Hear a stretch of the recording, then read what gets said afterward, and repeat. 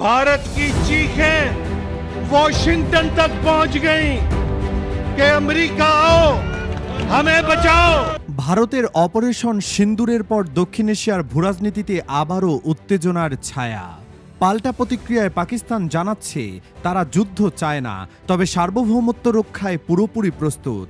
সম্প্রতি পাকিস্তানের পরিকল্পনা মন্ত্রী আহসান ইকবাল এক অনুষ্ঠানে বলেন, ভারতের বিরুদ্ধে এমন শক্ত প্রতিক্রিয়া দেওয়া হয়েছে যে মাত্র 2 ঘন্টার মধ্যেই তাদের কান্না পৌঁছে গেছে ওয়াশিংটনে। তিনি দাবি করেন, পাকিস্তানের সেনাবাহিনীর দক্ষতা ও পেশাদারিত্বের কারণে ভারতের বহুমূল্য যুদ্ধবিমানগুলো হয়ে গেছে জং ধরা ধাতব টুকরো। তার ভাষায়, যুদ্ধ সংখ্যা দিয়ে নয়, দক্ষতা দিয়ে জেতা হয়। এদিকে পাকিস্তান সরকার অপারেশন বুনিয়ানুম মারসুসের বিস্তারিত একটি প্রতিবেদন প্রকাশ করেছে।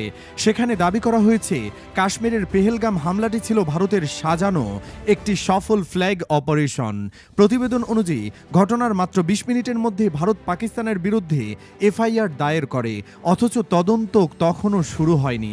পাকিস্তান নিরপেক্ষ তদন্তের প্রস্তাব দিলেও ভারত তা প্রত্যাখ্যান করে একতরফা হামলা চালায়। এতে ধর্মীয় স্থাপনা ও বেসামরিক নাগরিক ক্ষতিগ্রস্ত হন।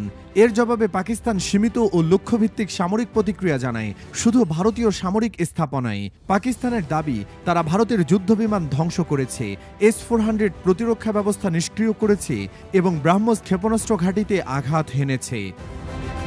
পাকিস্তানের সামরিক বাহিনীর মুখপাত্র লেফটেন্যান্ট জেনারেল আহমেদ শরীফ চৌধুরী রুশ সংবাদ মাধ্যম RT অ্যারাবিককে দেওয়া এক সাক্ষাৎকারে বলেন, গত 6 ও 7 মে রাতে ভারত ক্ষেপণাস্ত্র ছুড়লে পাকিস্তানও কঠোর জবাব দেয়। পাল্টা হামলায় পাকিস্তান 5টি ভারতীয় যুদ্ধবিমান ভূপাতিত করে বলে দাবি তার। তার ভাষায়, 9 ও 10 মে ভারত ফের হামলার চেষ্টা করে, কিন্তু তারা ভুলে গিয়েছিল পাকিস্তানিরা ভয় পায় না। 10 মে সকালে পাকিস্তান সতর্কভাবে প্রতিক্রিয়া জানায়, শুধুমাত্র সামরিক স্থাপনাগুলোতে, কোনো বেসামরিক লক্ষ্যবস্তুতে হামলা চালানো হয়নি। একে তিনি সুষম, ন্যায্য ও নিয়ন্ত্রিত জবাব বলেন।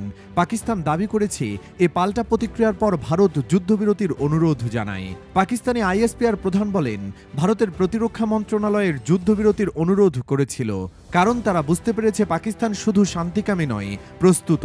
জেনারেল শরীফ বলেন, আমরা যুদ্ধ চাই না, কিন্তু যখন প্রয়োজন আমরা একতাবদ্ধ হয়ে দাঁড়াই। আমাদের কূটনৈতিক তৎপরতা আন্তর্জাতিকভাবে প্রশংসিত হয়েছে। যুক্তরাষ্ট্রসহ বড় শক্তিধর দেশগুলো আমাদের শান্তিপূর্ণ অবস্থানকে সম্মান জানিয়েছে। তিনি আরও বলেন, ভারত বারবার মিথ্যা প্রচার করে সত্য আড়াল করতে চায়। পেহেলগামে হামলার তদন্ত শেষ না হতে পাকিস্তানকে দায়ী করা হয়, অথচ 2 দিন পর ভারতের পররাষ্ট্র মন্ত্রণালয় জানায় তদন্ত এখনও চলছে। পাকিস্তানের পক্ষ থেকে প্রস্তাব দেওয়া হয়েছিল, যদি সত্যিই প্রমাণ থাকে তাহলে নিরপেক্ষ কোনো আন্তর্জাতিক সংস্থার মাধ্যমে তা যাচাই করা হোক, কিন্তু ভারত সেই প্রস্তাবও প্রত্যাখ্যান করেছে। শেষ পর্যন্ত পাকিস্তান বলছে, শান্তি অগ্রাধিকার, তবে সার্বভৌমত্বের প্রশ্নে তারা আপোষহীন।